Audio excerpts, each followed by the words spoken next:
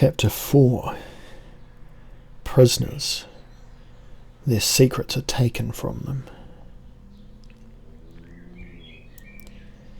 The men in yellow armour saw Elric and Cimmeril as the two approached the smallest of the eastern gates.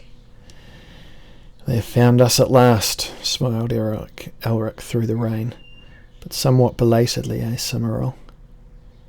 Cimmeril, still embattled with her sense of doom, merely nodded and tried to smile in reply.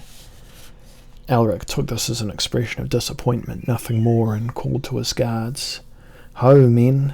Soon we shall all be dry again." But the captain of the guards spoke up urgently, crying, "My Lord Emperor is needed at Melnibone Tower, where spies are held." "Spies?" "Aye, my lord." The man's face was pale. Water cascaded from his helm and darkened his thin cloak. His horse was hard to control and kept sidestepping through pools of water which had gathered wherever the road was in disrepair. "Caught in the maze this morning. Southern barbarians by their checkered dress. We are holding them until the Emperor himself can question them." Elric waved his hand. "Well then, lead on, Captain. Let's see the brave fools who dare Melnibone's sea maze." The Tower of Melnibone Ch had been named for the wizard architect who had designed the sea maze millennia before.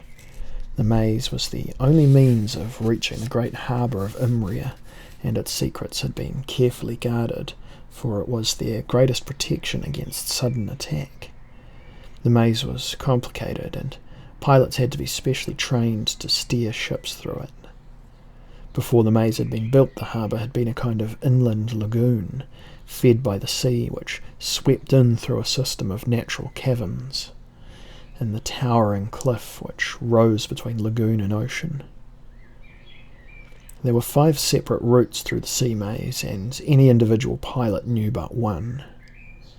In the outer wall of the cliff there were 5 entrances. Here young kingdom ships waited until a pilot came aboard. Then one of the gates to open one of the entrances would be lifted.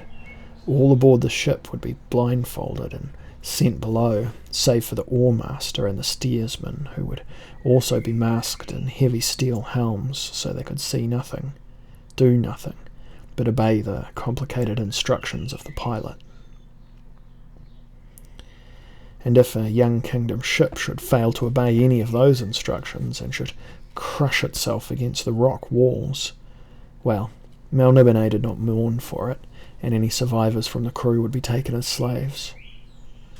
All who sought to trade with the dreaming city understood the risks, but scores of merchants came every month to dare the dangers of the maze and trade their own poor goods for the splendid riches of Melnibone.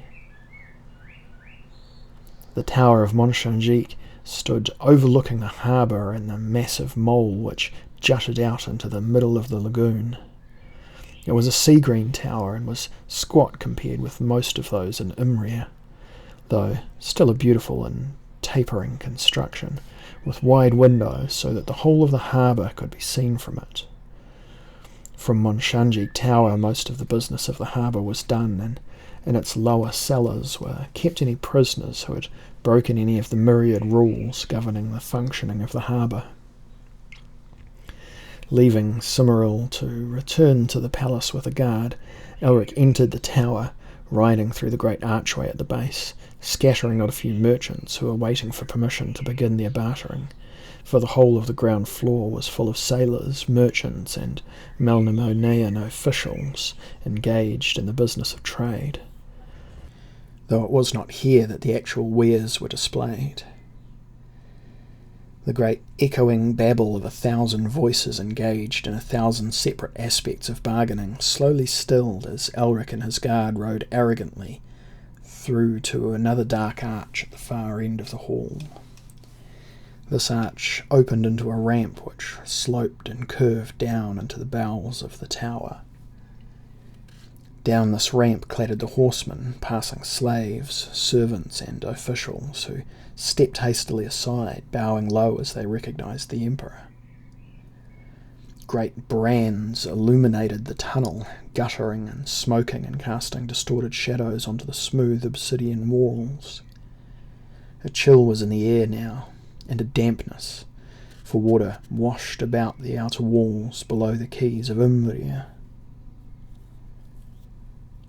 And still the Emperor rode on, and still the ramps struck lower through the glassy rock. And then a wave of heat rose to meet them, and shifting light could be seen ahead, and they passed into a chamber that was full of smoke and the scent of fear. From the low ceiling hung chains, and from 8 of the chains, swinging by their feet, hung 4 people. Their clothes had been torn from them, but their bodies were clothed in blood from tiny wounds, precise but severe, made by the artist who stood scalpel in hand, surveying his handiwork. The artist was tall and very thin, almost like a skeleton in his stained white garments. His lips were thin, his eyes were slits, his fingers were thin, his hair was thin, and the scalpel he held was thin too, almost invisible save when it flashed in the light from the fire which erupted from a pit on the far side of the cavern. The artist was named Dr. Jest, and the art he practiced was a performing art rather than a creative one, though he could argue otherwise with some conviction. The art of drawing secrets from those who kept them. Dr. Jest was the chief interrogator of Melnibone. He turned sinuously as Elric entered, the scalpel held between a thin thumb and thin forefinger of his right hand. He stood poised and expectant, almost like a dancer, and then bowed from the waist. "My sweet Emperor." His voice was thin. It rushed from his thin throat as it bent on escape, and one was inclined to wonder if one had heard the words at all, so quickly had they come and gone. "Doctor, are these the Southlanders caught this morning?" "Indeed they are, my lord." Another sinuous bow. "For your pleasure."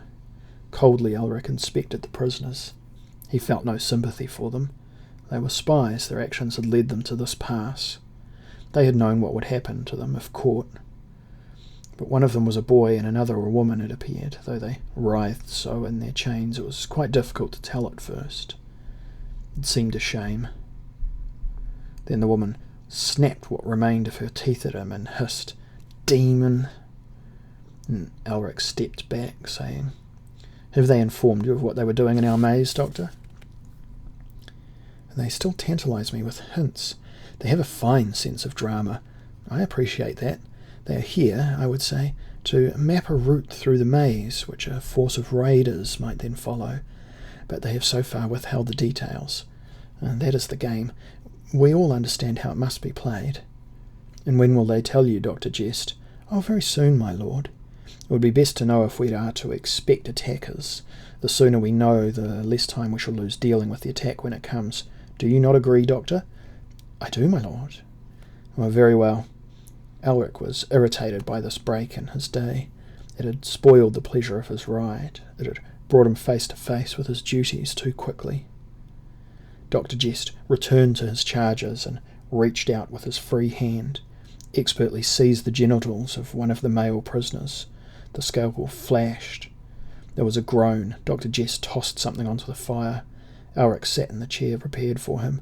He was bored rather than disgusted by the rituals attendant upon the gathering of information and the discordant screams, the clash of the chains, the thin whisperings of Dr. Jest. All served to ruin the feeling of well-being he had retained even as he reached the chamber. But it was one of his kingly duties to attend such rituals, and attend this one he must until the information was presented to him, and he could congratulate his chief interrogator and issue orders as to the means of dealing with any attack. And even when that was over, he must confer with admirals and with generals, probably through the rest of the night, choosing between arguments, deciding on the deposition of men in chips. With a poorly disguised yawn, he leaned back and watched as Dr. Jest ran fingers and scalpel, tongue, tongs and pincers over the bodies. He was soon thinking of other matters. philosophical problems which he had still failed to resolve.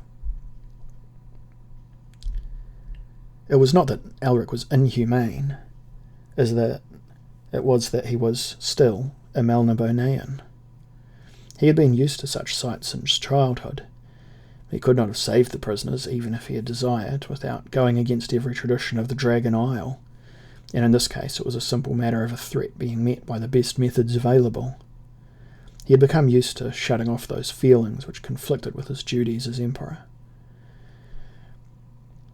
If there had been any point in freeing the four, who danced now at Dr. Jest's pleasure, he would have freed them, but there was no point, and the four would have been astonished if they were to receive any other treatment than this. Where moral decisions were concerned, Elric was, by and large, practical. He would make his decision in the context of what action he could take. In this case, he would take no action. Such a reaction had become second nature to him. His desire was not to reform Melnibone, but to reform himself. Not to initiate action, but to know the best way of responding to the actions of others. Here the decision was an easy one to make. A spy was an aggressor. One defended oneself against aggressors in the best possible way. The methods employed by Dr. Jest were the best methods. "My lord," absently Elric looked up. "We have the information now, my lord." Dr. Jest's thin voice whispered across the chamber. 2 sets of chains were now empty, and slaves were gathering things up from the floor and flinging them onto the fire.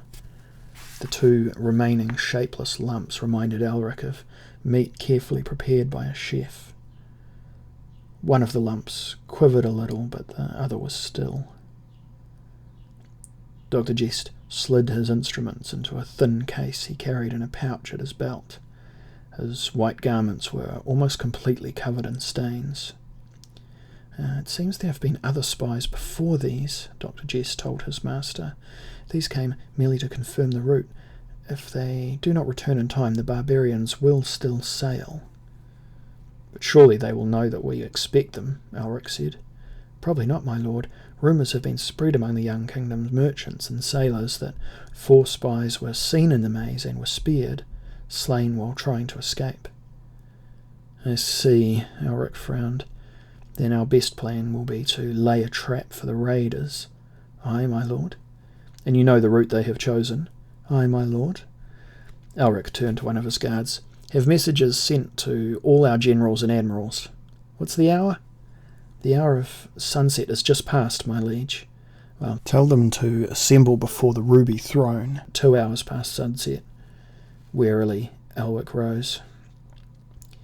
"You've done well as usual, Dr. Jest." The thin artist bowed low, seeming to fold himself in 2. A thin and somewhat unctuous sigh was his reply.